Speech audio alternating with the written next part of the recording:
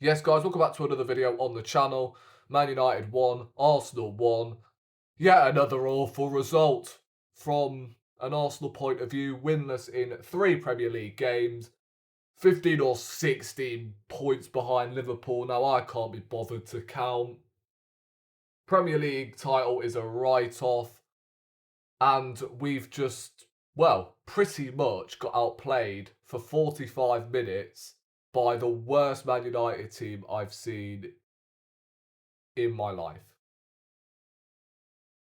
A Man United team who are depleted with injuries, and we love to talk about injuries, right? But Man United pretty much had a whole starting 11 out injured, and we got played off the park in the second half. And if it wasn't for Raya, then it would have been 4 or 5. I'm actually disgusted with that. Not because, the title is over and we're 15, 16 points behind Liverpool now. It's because it feels like a defeat. Drawing against the worst Man United team we've seen in decades feels like a loss, especially when you have to rely on your goalkeeper to bail you out. It's absolutely embarrassing with what I saw, and it just didn't make any sense. Like, we were the better team in the first half without creating like any clear opportunities. It's the same script every single week. Tippy tappy, create a half chance, but no real like clear cut. Nothing that, the goalkeeper has to make, which is top draw. Man United in that first half were on the beach. They didn't want to be there. And then they get a goal out of nothing. How many times have we seen that this season? We dominate all the ball and we concede at the worst possible time. And you know what? People actually laughed at me when I said I'd prefer playing Atletico Madrid in the quarterfinals of the Champions League than Real Madrid. Atletico Madrid. Now you're starting to see, if we were going to play Atletico Madrid in the quarterfinals, then we're not getting through. I've more confidence in us beating Real Madrid because they're willing to go for the game. Whereas Atletico Madrid, if they sit back in typical Simeone fashion, will have no clue how to break them down. That's how it is. We obviously heard the news about Andre Berta and the fact he's going to be our new sporting director. He's got a mammoth job on his hands this summer to get some damn forward players in, because it was an awful watch. Our attacking players offered nothing, as they have done all season long. Trossard, just revert back to the skin fade, fella. Because this season, I see you disinterested, not wanting to be there. So if that's the case, get some money for him in the summer.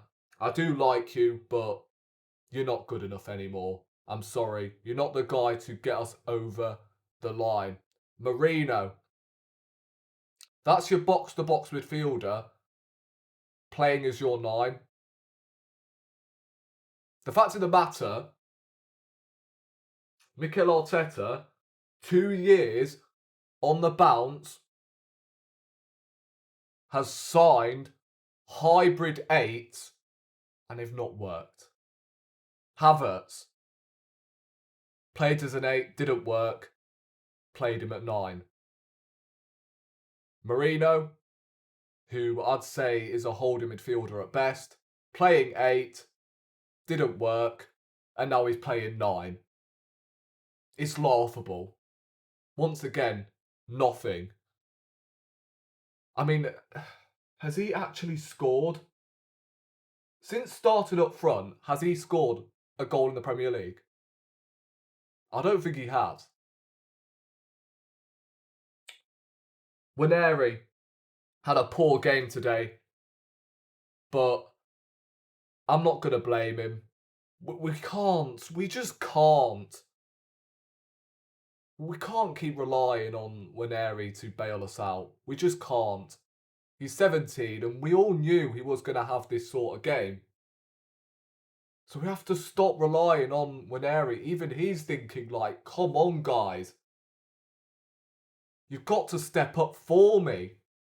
I'm the guy that's supposed to be looking up to you, man. But it feels like, well, I'm just the focal point, aren't I? I'm the guy that's going to have to get us out of the rut.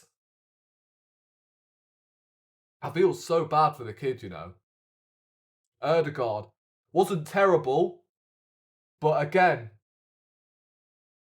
another game away from home where I need to see more. Again, not being able to generate any power behind the ball is actually laughable. Unbelievable on, was it Tuesday against PSV? You're expecting his confidence to be sky high. Again, just not good enough. Thomas Partey was alright in the first half. Second half, I'd say he got overrun. Man United were getting in far too easily through the middle. And I think he was rightly taken off. Timber, I thought, was solid.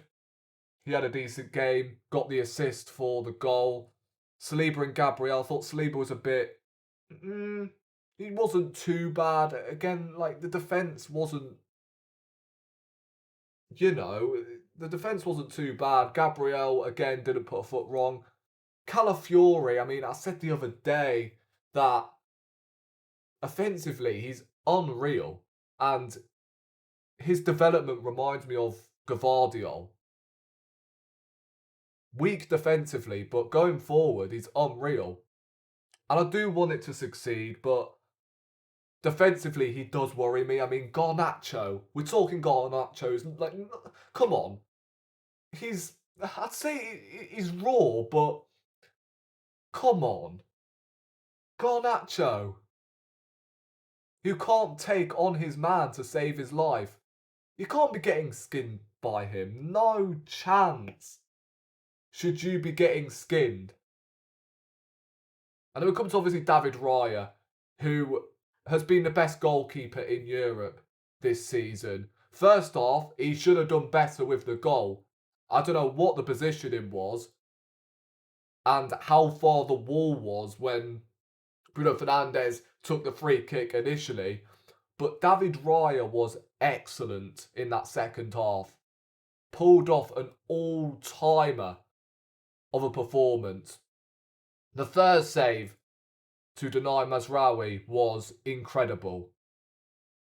The second one to deny, who was it again? Bruno Fernandes. Unreal. And how many times have we seen David Raya doing that? He makes the first save. And then just as the ball is about to cross the line, he's there. He's there like he's fucking Spider-Man, bro. And his reflexes are quite literally like Spider-Man. Because he can't be real. And it's safe to say that although he was pretty awful with the goal, he redeemed himself. And we've got him to thank. Declan Rice as well. Almost forgot about him.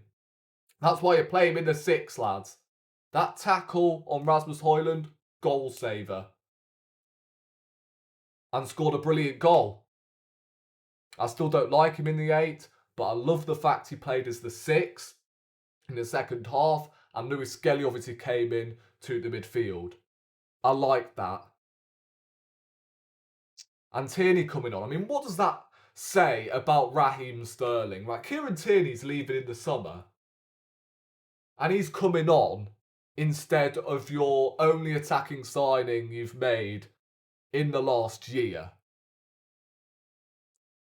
Unbelievable. But yeah, what can I say? We moved to the Champions League midweek against PSV. I mean, that's just a meaningless game, isn't it? It doesn't matter. We're already through to the quarterfinals, so we can hopefully rotate. Then we play Chelsea, who I think we'll actually beat because Chelsea actually play on the front foot, so it might benefit our game plan even more. But if they actually come to the Emirates and play a stinking low block, then we do not have a Scooby-Doo. So here's the blueprint on how to play Arsenal. Just sit in deep, and with your only chance, unless if you've got, good forwards or, anyone who can strike a ball properly, if a chance falls to you, then make sure you actually score and then sit in deep for the rest of the game. That's how to get some sort of result against Arsenal. But yeah, guys, I'm going to leave it there. Make sure you do subscribe to the channel if you haven't already. Keep your eyes peeled as well for the player ratings later on. And yeah, I'll catch you in the next one, which is of course PSV midweek. I believe it's Wednesday or Tuesday, I don't know. But yeah, subscribe to the channel. Leave a like, subscribe if you haven't already, and I'll catch you in the next one in a bit.